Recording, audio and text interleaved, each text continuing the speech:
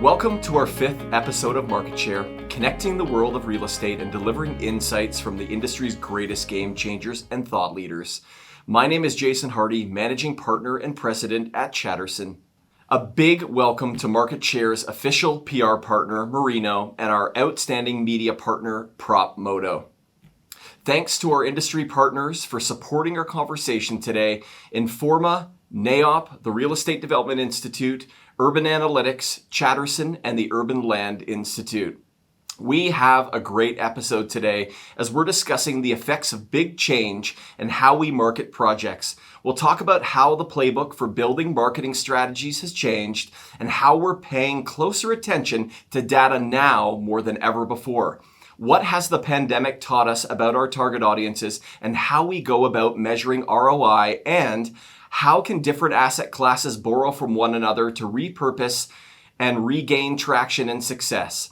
I'm excited to welcome 3 exceptional guests to marketSHARE today from across North America. First, Mimi Ning is the Senior Vice President of Residential Sales and Marketing for one of the largest private Canadian development companies based in Toronto, Canada, Menkes. Mimi is responsible for the evaluation of potential real estate acquisitions and oversees the sales and marketing programs for the company's entire multifamily portfolio. Founded in 1954, Menkes owns and operates properties in multiple asset classes across Canada. Thank you for joining us today, Mimi. Thanks so much, Jason. Happy to be here. Next, marketSHARE is pleased to welcome Amy Millard. Amy is the Chief Marketing Officer of legendary commercial real estate management platform VTS, based in New York. Amy leads VTS's corporate marketing, product marketing, and demand generation initiatives and brings over 15 years of experience in delivering growth and revenue at a number of high-profile B2B SaaS companies.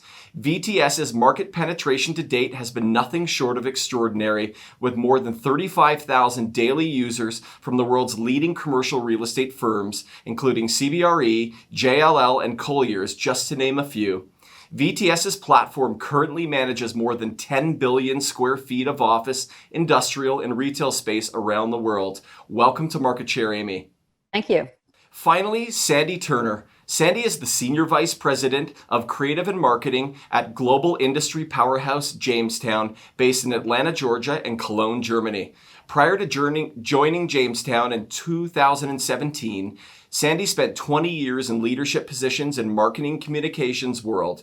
Jamestown is a design-focused real estate investment and management company with a 35-year track record managing an asset portfolio worth more than $12 billion.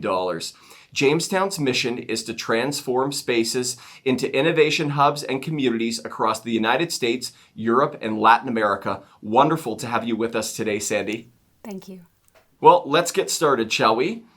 I'd like to begin on the topic of performance metrics and innovation. Marketing budgets across all asset classes today are being more scrutinized than ever before. If you can't measure it, it really is difficult to justify paying for it. Let's start with you, Amy. How does your VTS Insights platform track marketing performance, and what are some of the key real estate marketing metrics in the commercial world we as an industry should really be paying closer attention to these days to inform our go-to market strategies post-COVID? Well, thank you for asking me that. We did a survey of 200 global landlords in late December and asked them the question, can you measure your marketing ROI? Not like, are you happy with it? Is it where you want it to be? Literally, can you measure it? And 60% of our customers said they couldn't measure it. So that's unusual in most industries. I can see Mimi's face like, really? Because commercial real estate sales are incredibly complex. So we recently announced this week, in fact, VTS Market, which is our online marketing platform that integrates with our leasing platform and enables our customers to publish content that we create, online virtual tours, test fits, renderings, photos. We capture over 250 data points on each space and bring that data back into the platform to see how the marketing strategies are going. And it's relatively new to commercial real estate to have this kind of data. Many other industries have the tools, like at VTS, for example, for my own marketing, I'm able to tell you my cost per opportunity, my funnel conversion rates, awareness, interest, consideration, all those numbers. And what we're going to be providing to the VTS market customers is the analytics around that. Over time, our customers are going to learn which amenities actually translate into tours, which amenities also translate into leases, and ceiling heights. Doesn't matter if it's 14 feet, 15 feet, number of bathroom stalls. We capture hundreds of data points on each space because we don't know yet which data points are going to be relevant, but that comes back into the platform. So if the data points that we know customers are looking at today as an indicator of future demand is tours. If you're looking at leasing, it's after the fact. It's the leasing cycle 6 to 9 months. So if you're looking today to see about the effectiveness of your marketing programs today, I'd be looking at tour activity. And we pulled the data on tour activity a few days ago in advance of this, and we're seeing still, despite people announcing that they're open for business, tour activity hasn't quite returned in the top markets. And that includes Toronto, London, New York, San Francisco, the ones that you'd expect. There's like inklings of tour activity returning, and I'm sure Sandi and Mimi know more about it, but it's not yet to where brokers are excited and the asset managers are excited. Amazing. Thank you, Amy. Mimi, over to you. As we begin to transition back to in-person showings and tours across all asset classes, what do you see changing for good? Will there be a new normal measuring qualified traffic and lead conversion that were previously handled face-to-face? Well, it's really still early days in terms of the return to sales office environments and in-person interactions. Like in Toronto here, we're about 3 or 4 weeks of sales offices being reopened. In most cases, they're still only open on an appointment-only basis. In our case, we've seen about, say, a third of the buyers actually still want to come in and touch and feel, the samples, like talk to someone face-to-face, see the scale model or the community context model for themselves. And then the other 2/3 are actually happy to do everything digitally. I do think that ratio is going to change as people get more accustomed to the economy reopening and they get just more comfortable with the new normal. So I think maybe we're headed towards more of a 50-50 situation of 50% coming in and 50% still preferring to do it digitally. And do you see, just to add to that, Mimi, do you see that there is going to be a change in type of demand? What we're starting to contemplate is looking at more people looking to make that buying decision from the comfort of their own home rather than having to see that physical space in person prior to making that commitment? I think more people are realizing that that's a possibility and coming around to it. I do think some people will do maybe, right now they're doing 30% of their pre-search online or over the phone or email. And now maybe they're realizing they could do 70% of their search, of that process online. And they still might come in at the very end, like maybe in their rescission period. We have a 10-day cooling period for condo deals here. They still might, after they digitally DocuSign everything, they still might come in the 10 days and still might visit the sales rep just to talk through a few other things, or they might actually go visit the site, assuming they are already familiar with the neighborhood. I think the big thing that's going to, that's here to stay is just the use of technology. I mean, digital assets in terms of renderings, walkthroughs, just like you said about test fits, like all that technology in terms of, there's going to be an expectation, like drone footage. There's going to be so much more of an expectation of technology assets that people will be expecting us to be able to provide to help them become comfortable with buying off plan. And then that technology aspect running right through into the deal writing process in terms of digital signing and even the color selections, the decor process.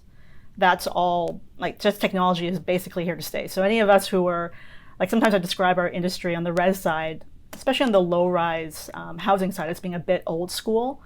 Of, you can just throw a trailer up and throw some plans on the wall and people will come in and buy from you.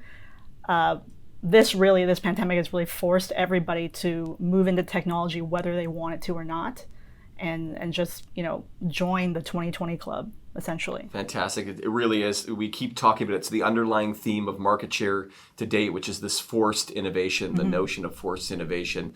Sandi, over to you. Prior to joining Jamestown, you worked at some major marketing and PR firms that serve a variety of other industries. Overall, real estate can be pretty slow, as Mimi said, to embrace innovation in marketing.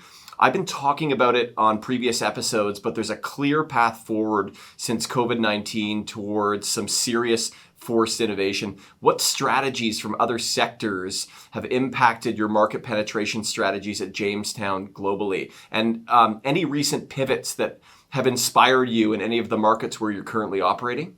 First of all, thank you for having me, Jason. I'm delighted to be here. And I love that you're opening with a question about innovation, because innovation is a cornerstone of Jamestown's guiding principles. So innovation isn't new to us. And the most interesting thing that I've seen in the category of forced innovation is we launched an app at our mixed use projects 2 years ago. This app serves the office tenants in those projects, and my team has been very active trying to sign up restaurants and service businesses in the mixed use portion of the building to offer online ordering, online queuing, all those sorts of digitally enhanced services through the app. And we had a very weak adoption rate.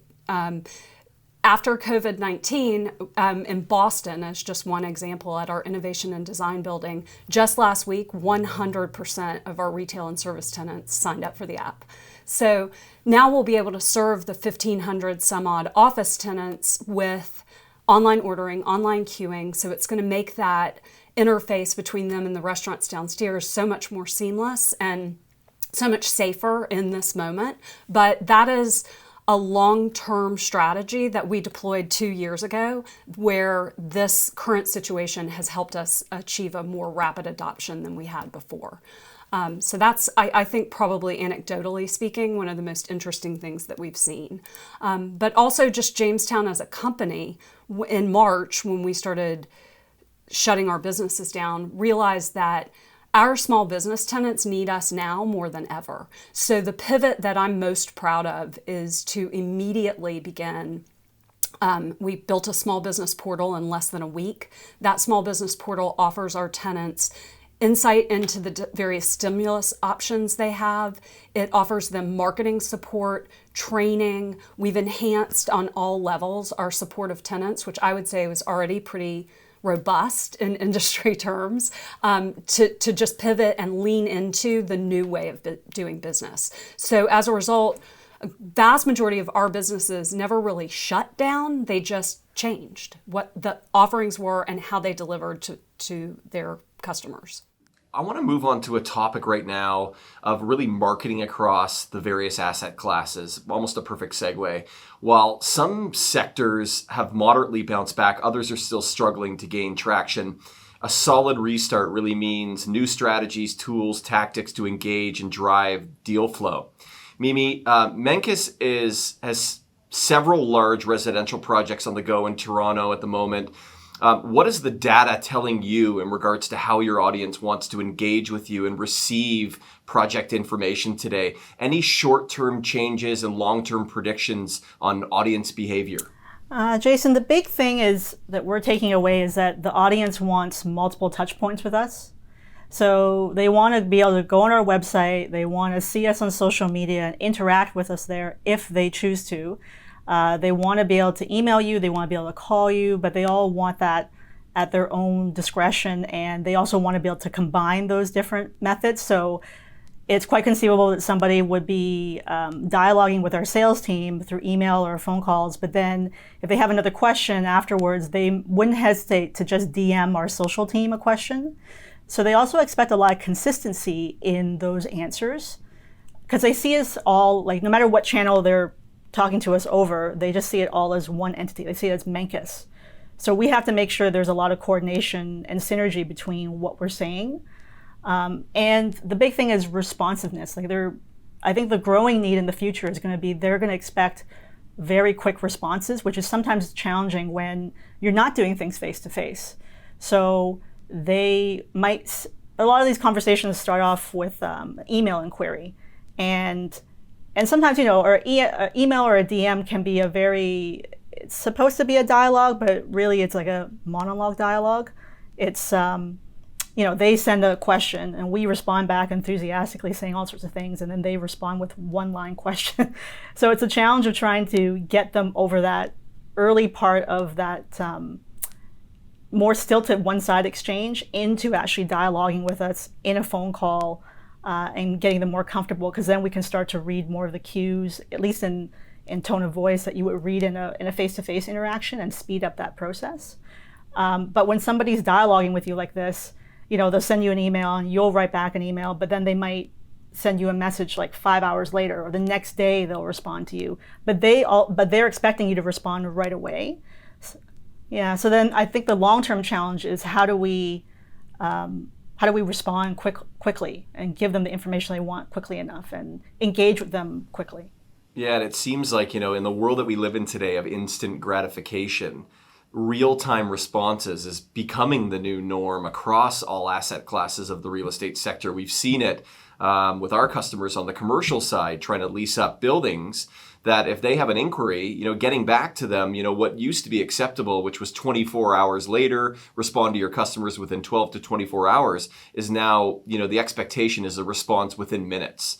And in some cases, it's within seconds. That real-time response, the built-in chat bots, even people are realizing those chatbots are not real anymore. They want to talk to a real salesperson. So when they ask a question, they don't want the canned response. They want the response from a genuine, real salesperson that can engage in a meaningful conversation with them. And there's nothing more frustrating that if you decide to engage with the chatbot and probably maybe it won't help you, but you think, okay, I just want this answer. Let me try. And then ultimately, the chatbot or the person behind the chatbot says, oh, this is actually something that I can't answer. I am going to have to suggest that I need your phone number, I need to follow up, or somebody needs to call you back. That's even more frustrating for the consumer, that they spent that time. So the responsiveness and accuracy of giving that information, like the right information when they want it, is going to be a challenge. Interesting. Sandi, over to you. Kind of same question, but with more of a focus on mixed use and retail. Jamestown's recent acquisition of your property in Rotterdam, that historic, I can't even say it properly, but Groot Handelsgebouw. You're very close. How do you say that properly? Yeah, you're very, very close. It's Groot Handelsgebouw, and it roughly translates to Global Trade Center. So that location, I'm not going to even try and butcher it and repeat it again, but 1.3 million square feet, mixed-use project in the Netherlands. It was your first really large format acquisition in Europe. And I'm curious, what learnings since the onset of COVID-19 have impacted your marketing strategy here versus in Europe? Where are you seeing the greatest ROI in the various markets Jamestown is operating in? First of all, I'll tell you, we call it GHG internally to get around the long name of the building. I think it's GHG. I think it's a little early at GHG to have much data around ROI. We are in the early phases of the repositioning, which is primarily focused on the retail plane. We have a healthy office tenancy on the upper floors, so most of the repositioning is focused there, and we have not yet implemented those changes. What we have done that's interesting is we have launched our social media campaign for the building. And since we launched the campaign, again, it's a little early for this data to be seriously meaningful, but in the 30 days since we launched, our engagement on those platforms is up 125%. I don't think that has anything to do with COVID-19, though. I think it has to do with Jamestown's community-centric strategy of going out into our communities and seeking to learn about them and reflect those learnings through social media. So you had an owner before who didn't put a lot of energy into social media, and an owner now who's actively engaging the community and connecting. And, to me, that's a permanent human condition. It's not COVID-19 related. But it does provide us a window while people are quarantined to still talk to them and still start to understand what that community is all about and how we can provide the best product there for that individual location. Yeah, that's amazing. And, there's something that you said there that really resonated with, looking at that community engagement element in advance of sort of launching marketing programs into market and understanding your audience and engaging with them and understanding how they want to be engaged prior to starting your social media program or your marketing programs being really critical. So you're saying the right things and communicating to them on the right platforms. That seems to be an approach that Jamestown takes, but it's been very successful for you. We always seek to be integrators in our community, to come in and understand the history of the building, to understand what's going on around the building outside those four walls. Our creative managers are encouraged to join all the different community associations that surround us so that we really do have a deep understanding. And then again, our social media program kind of follows that. But one thing we are seeing portfolio wide, to speak to your original question, is an increase in requests for virtual tours. And so we have added more properties using those virtual touring tools since COVID-19 started. We are absolutely, ramping up the deployment of things that started before the pandemic. And I'm with Amy on this. I don't think at the end of the day, anything ever replaces seeing a space in person. And I think when people feel safe to come back and tour in person, they will pretty quickly and robustly. What I think we're going to see as a lasting impact is decision makers in other cities using these virtual touring tools to understand their set of options and to make the decision whether to travel or not. So I think in the past, people were pretty quick to jump on a plane and come look at an office space. And in the future, they'll use those virtual tours for those first few levels of decision making before they ultimately decide to come in person. When we surveyed tenants, though, those in-person tours for C-level people are so frustrating because you go from one space is completely appropriate and feels right, and then the next space you're standing there. And I've personally had this happen to us because we've been looking for a 50,000 square foot space in Manhattan. And per minute, you've got the CFO, the CMO, and like the dollars being spun as you're walking around a space, and you're just like, this is so frustrating. Like if we had seen it before, we could have told you it wasn't a fit for us. I mean, we're a very collaborative organization. You visually, even though technically it fit our needs, it didn't actually, like within 10 seconds, you could tell it didn't fit our needs. And tenants say that. The other thing that drives tenants crazy, and this is not something VTS is addressing, but is the back and forth of the lease negotiations where there's all these complicated terms. We had one tenant just, we were videoing him trying to understand, and his face got bright red as he was talking about how he's being charged for condenser water. He was like, he didn't even know what condenser water was. He was so mad he was getting charged for it.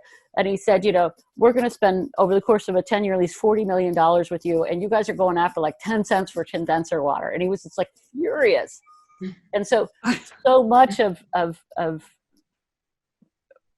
the lease process is a complex negotiation, sometimes around things that don't need to be complex. And you see that that's actually, to me, what the flex providers did. They didn't necessarily provide a better product. They provided an easier product, and you knew what you're getting, digital signature, you're in, you're out. And, you look at like the Boston properties, other people building up their flex space. Those were even way better looking than the WeWork spaces. But the same complicated negotiations and all that, we have to, in commercial real estate, begin to meet people where their needs are. It's not just like they want great consumer interactions, like Mimi was saying. They want it to be as easy to work with their landlords or with their brokers as it is with any other of their providers. And that's where they get angry and confused when it's not like that. Interesting. Thank you, Amy. And I'll stick with you. How do you feel, Amy, how the marketing process has changed for commercial brokers in the various markets VTS is operating? How have you been able to leverage some of the real-time analytics of your VTS market platform to empower and bolster broker performance? So the big change over the last couple of years is that all of the information they had could be like 30 days old. The leasing meetings, they would have various pieces of paper about which tenants were doing what and which spaces were being shown on the landlord side, on the tenant rep broker side, same thing. And the latency of the data, how old it was, could be over 30 days old. And it's very hard as a manager, as an asset manager you're building, to make the right decisions about the marketing of your spaces when the data is that wrong. And so a big shift has been like the average latency of the data in VTS is under 24 hours now. Wow. So they're not using Excel sheets anymore to track things. That they're all logging it. We have like 60, 70% of the market. So they're all logging this information in. And so what they're spending their time on is the strategy of the spaces. They're working with the marketing teams and all that. They're spending less time reporting and more time doing the marketing. And that's what technology is for, right? Technology isn't to replace people, it's to make them more productive, to do the more value add work that they know how to do. VTS is never going to help somebody figure out, should they be in Midtown or downtown. We just help brokers and landlords be more productive. That's it. Yeah, amazing. Amy, thank you. This is a phenomenal discussion. I want to finally move on to discussing the future of what we can expect to see in the months and years ahead post-COVID in terms of marketing metrics. With some of our larger clients at Chatterson, we're seeing innovation and advancement in marketing taking place at really breakneck speeds.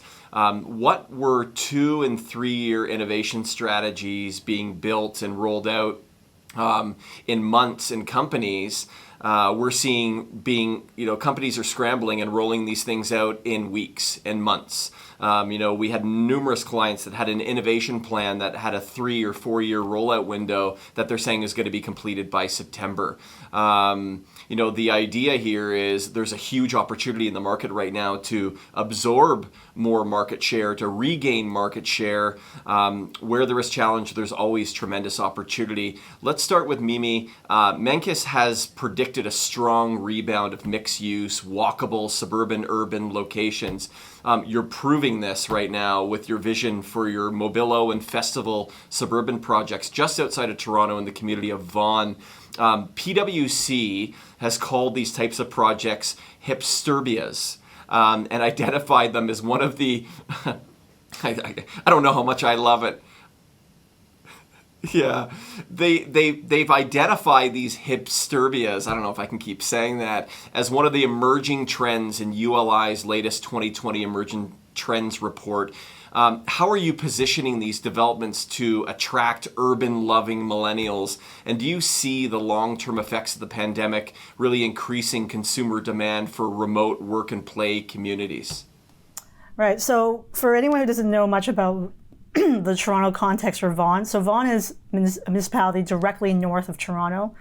It's the nickname is the city on top above Toronto.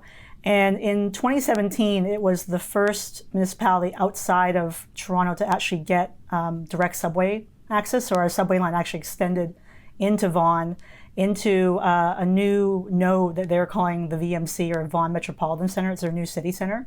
So it's actually really exciting because from this location, you're a 45-minute subway ride into our financial core, right into the downtown.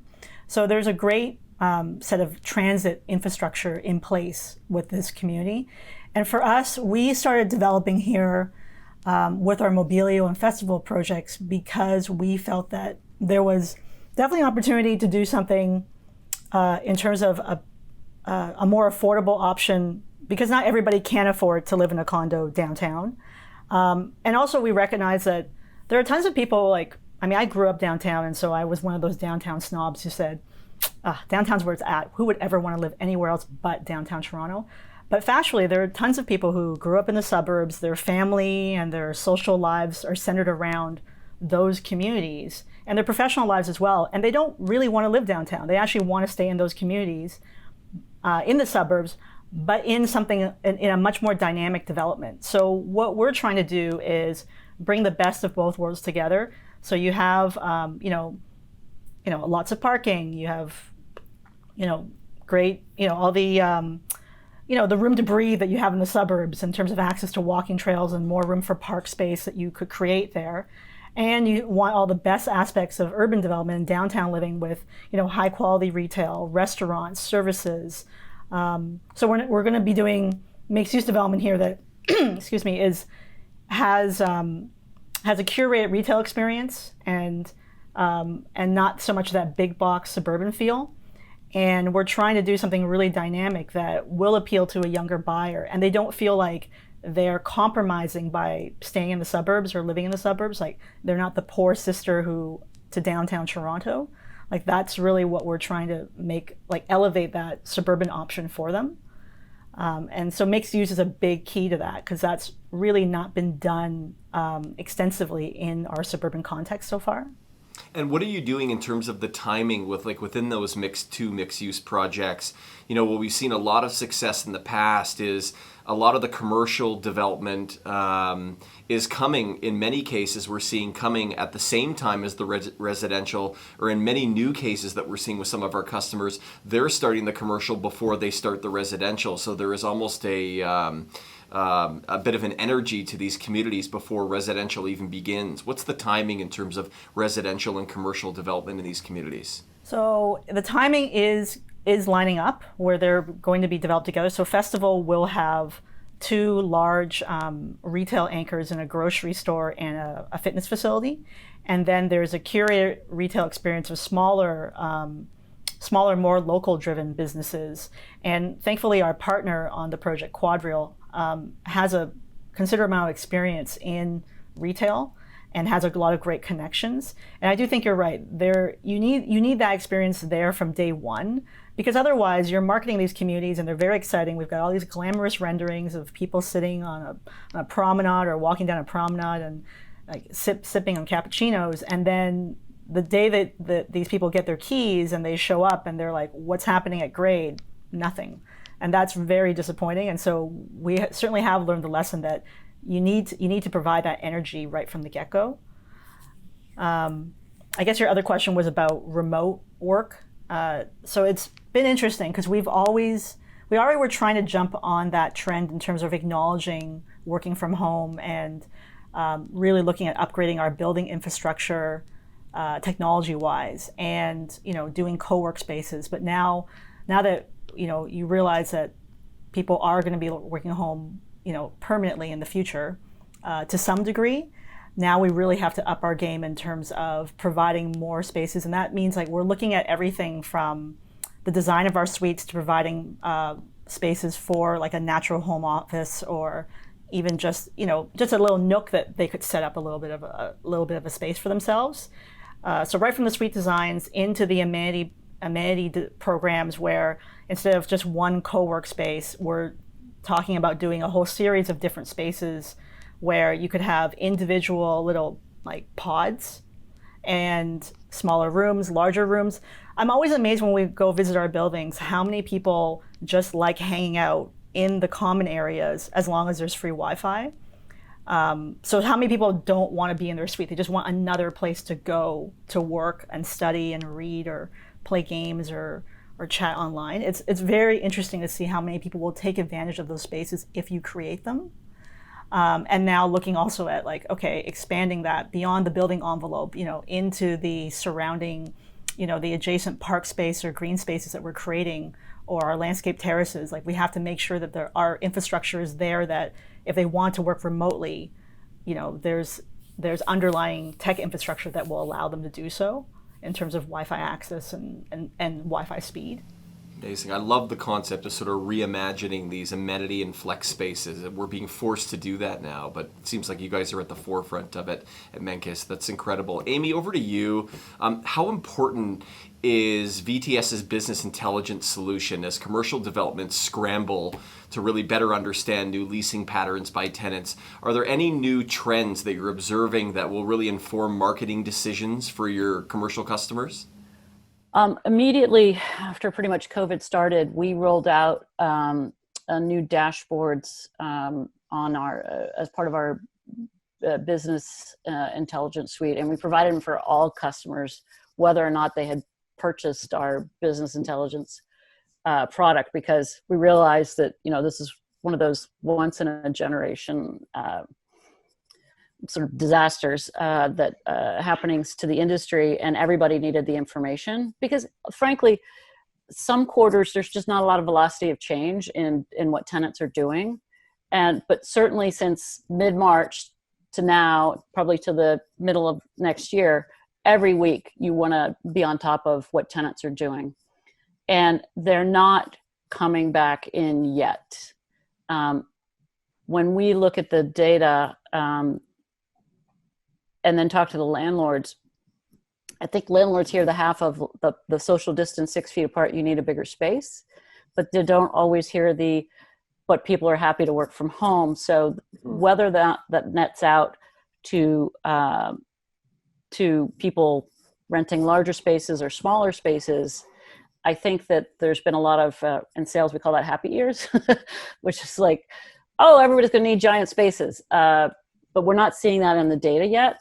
We're not seeing people yet in the requirements because we have benchmarking data across looking for larger spaces. But we don't see them looking for smaller spaces yet because there's just not a lot of activity. But that's what people are looking at. Those are the insights people are looking at. The other thing they're looking at is the balance of their portfolio by industry. Early on in the COVID, people wanted to know how much was exposed to travel, right? Because that was hammered right away. And then hospitality. And then all of a sudden it was retail. And everybody just started like, where am I exposed to? How much across my portfolio? How much JCPenney do I have? Stuff like that. And now they're looking for, how much is high tech? Because those folks like working from home. Like, are they ever going to come back at 100% of capacity? Am I going to have to come renewal, find them a smaller space? So that's how the data is being used now. It's about what kinds of tenants. It's about what size of spaces people are looking for. Are people going to return to Midtown in New York? That's a question people have because of the subway system. That's what they're looking for in our business insights product to see how that's happening. Sandi, over to you. At Jamestown, your marketing team is really well known for orchestrating some pretty incredible and innovative events and programming initiatives that really drive genuine collaboration and connection among residents and tenants. Why is creating meaningful senses of place in your community so important? And how are these strategies changing post-lockdown, in your opinion? Well, thank you for that compliment. I would agree that Jamestown, one of our trademark issues is placemaking and using events to drive community centers and innovation hubs at our various properties. And in fact, this marketing and creative strategy was born out of the 2008 crisis. Michael Phillips, who's the president of our company, started the creative and marketing department in 2008 when we realized that more than ever, we needed to be an engaged landlord and our tenants needed our support. And so we do believe there's an innate human need for connection and sociability. And so we've always used really high-touch, event-centric marketing plans to effectuate that strategy. Obviously, in March, we paused our events. And when we do go back into the event world, it will be with an abundance of caution and creativity. But we do think events start to come back into our world. And in the short run, the idea is to create events that are dispersed. So rather than having a moment where people show up at 6 p.m. for a concert, we're looking at one property. We have an artist creating almost like an art installation scavenger hunt. So you'll be able to engage with this installation even if you don't realize this digital scavenger hunt underpinning. But if you do understand that, then you'll be able to follow the story digitally and use the art installations to enhance your experience at the property. We are also going to use that to drive people to less trafficked places on the property. So the physical aspects of that property where people don't just intuitively see it or know to go down this little pathway. We'll use the art installations to drive them there and therefore support the tenants. So that's one way. People can, it's a choose your own adventure. You come when you want to. And so there's not that critical mass of human beings in a space. One other idea that we've had is we're doing a street level diorama. So again, it's sort of a narrative. It's an event that you can participate in digitally and in the physical world, but it's guiding you through a physical location in a way that doesn't create critical mass.